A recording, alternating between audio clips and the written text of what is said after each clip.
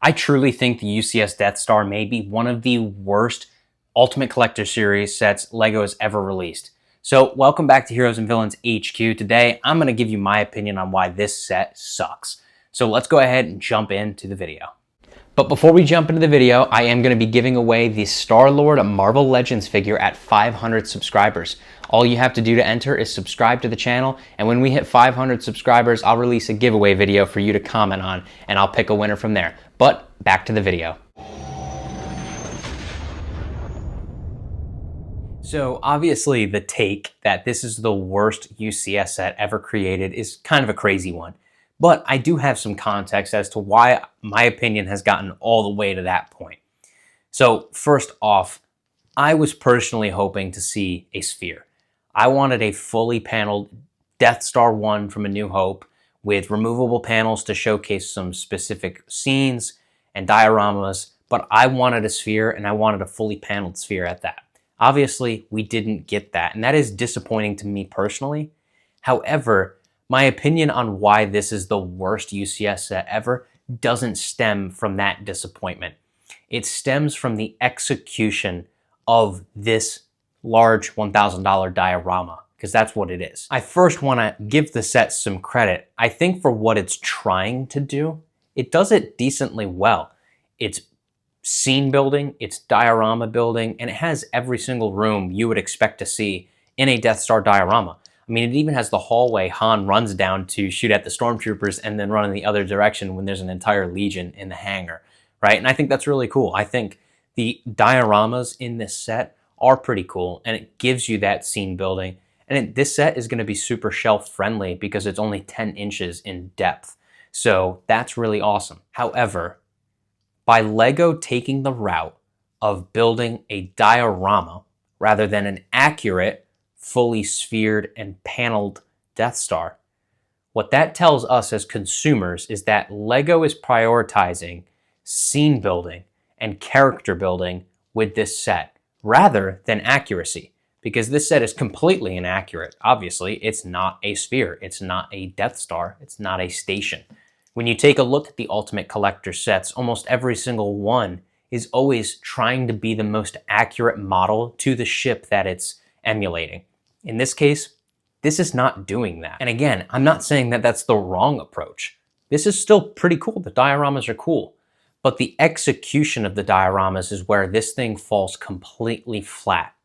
And the reason I say that is because dioramas are only special because of the minifigures you include in those dioramas. The dioramas have nothing to do with the rooms of the Death Star. A hangar bay is a hangar bay, right? The trash compactor is a trash compactor. The cell block is a cell block. None of these rooms are special until you place the minifigures in those rooms, and that's what makes it special. And this is where the execution completely falls apart, because there's two things. One, LEGO doesn't give us the best versions of all of the characters they do include. And two, they don't give us enough characters to properly fill out and scene build this diorama.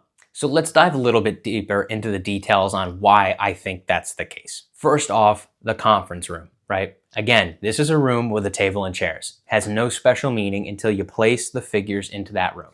And obviously, it does include 4 super important characters, those being Yularen, Tarkin, Mahdi, and Tag. However, the set has 3 chairs, completely unoccupied. And we know that the Death Star conference room includes more characters in the movie. So the characters that are missing from this set, General Moloch, General Bast, General Ramadi, and Chief Cass. So these are 4 characters that we would never get in a set without actually giving us a diorama of the conference room. So this is a perfect opportunity to throw in those completely random background characters that for normal fans aren't going to go out of their way to try and collect. This set, again, geared towards adults, geared towards the Ultimate Collector, and the Ultimate Collectors want to see these characters. And the funny thing is that these 4 characters would literally reuse some of the most basic prints known to man. The prints in question are Imperial ranks. So these 4 characters would utilize some of the most basic prints Lego could ever think of, and they don't include them. So again, this is the first room. Yeah, they include some great figures, but they omit characters that are a part of this scene. And then the biggest thing is that they're going to charge $1,000 and not include dual molded legs. And these parts are already in production within sets currently on shelves. The dual molded legs that Yularen would use, so the white and black, are a part of the Peridia set for $55 for Admiral Thrawn. And the basic gray and black dual molded legs that they've been making for a decade now are in the Venator, currently at $650 with Yularen. So the parts, it's not like I'm asking them to make parts that are brand new and not currently in production. They're currently producing these parts. They're literally on the production line. They are in the Lego house in Denmark. These parts exist right now. And they said, $1,000 set? No. We're not going to include those. Nope. We're not going to include those. That's too much. Right. Got it. Okay. Next up, what's the next worst thing? Stormtroopers. If you look at the side of the box here, it showcases the hangar bay, including 6 stormtroopers. Okay. Then if you go to the front of the box, the hangar bay only has 3 stormtroopers now, because the other 2 are in the hallway with Han, and then there's one more with Kenobi when he's shutting off the tractor beam. What they're really saying is that to fill out this Death Star, if you were going to make the scenes that you see on this box and fill out the scenes, you have the 6 stormtroopers in the hangar bay, the 2 in the hallway, and the 1 in the tractor beam room. You would need 9. You would need 9. It only includes 6. These stormtroopers, again, are some of the most basic inclusions that Lego could make. These stormtroopers have been on shelves for like 10 years now. They've been making these stormtroopers in the cheapest possible sets. These stormtroopers with the dual molded heads came out initially in a 20th anniversary battle pack, which included 3 for $20. Now, in a $1,000 set, you're only going to get 6. The Imperial Army, the Imperial Stormtrooper, the face, literally the face of the Imperial Army, the Death Star, you're only getting 6.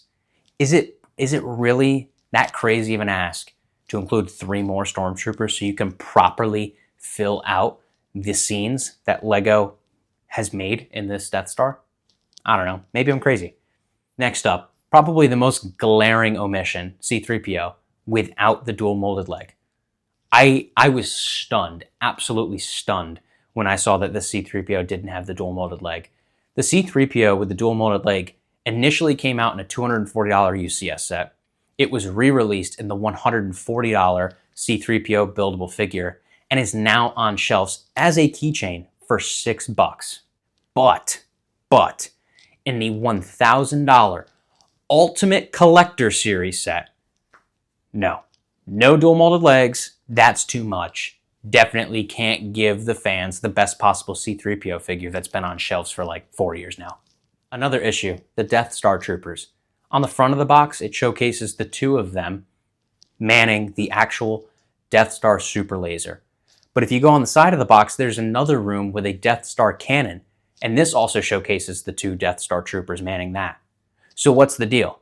Are you going to have the only 2? They only include 2 in the set. Are they supposed to man the super laser? Are they supposed to man the cannon? If you put 2 manning the super laser, then in this diorama that is completely open and the other cannon is going to be shown, there won't be anybody manning that cannon. I mean, I know I sound crazy. Trust me, I'm aware that I sound crazy, but you're telling me that the Death Star Trooper, which has no leg printing, really basic torso printing, a helmet that hasn't been changed since 2014, you can't include 2 more to fill out the 2 rooms that you put in the set that these figures are required to be a part of? Crazy. It's absurd. So I don't want to keep beating a dead horse on why I think this set sucks. The diorama route wasn't the problem. That isn't the problem about this set. It's that Lego decided to build dioramas and then not give you sufficient figures to fill the dioramas, right? I'm talking in this video, we're talking about an $1,000 set, $1,000. And my complaints stem with dual molded legs on like 4 figures.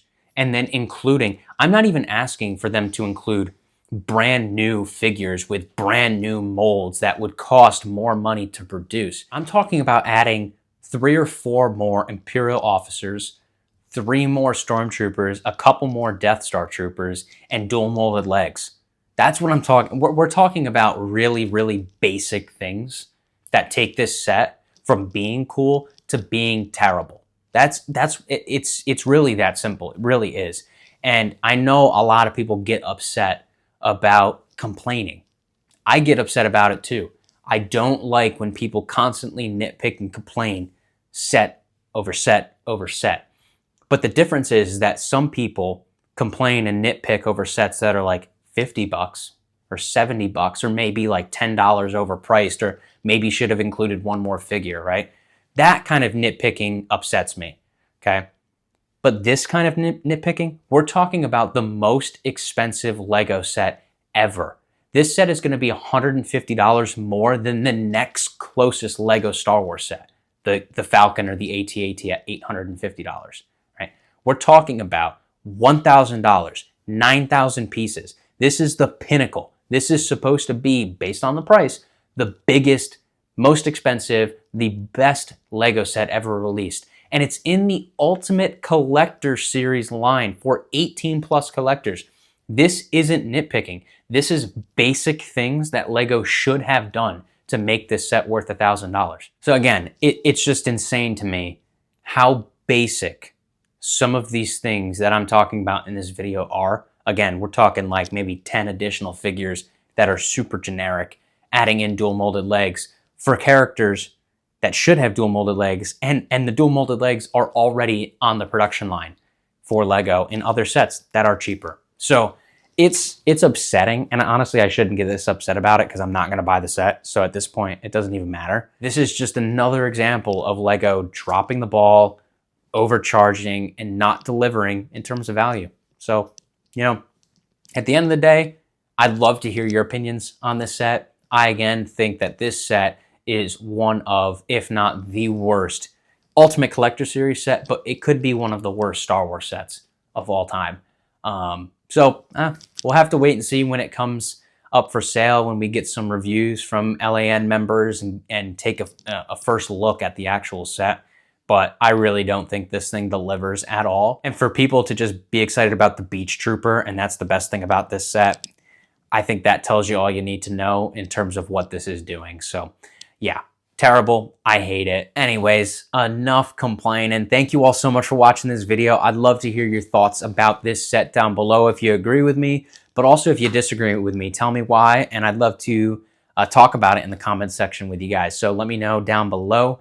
And of course, subscribe to stay tuned for more Star Wars and Marvel content on my channel. I promise most of it is usually happy and uplifting and not annoying like this one may have been. But anyways, thank you all so much for watching. And of course, I will catch you in the next one.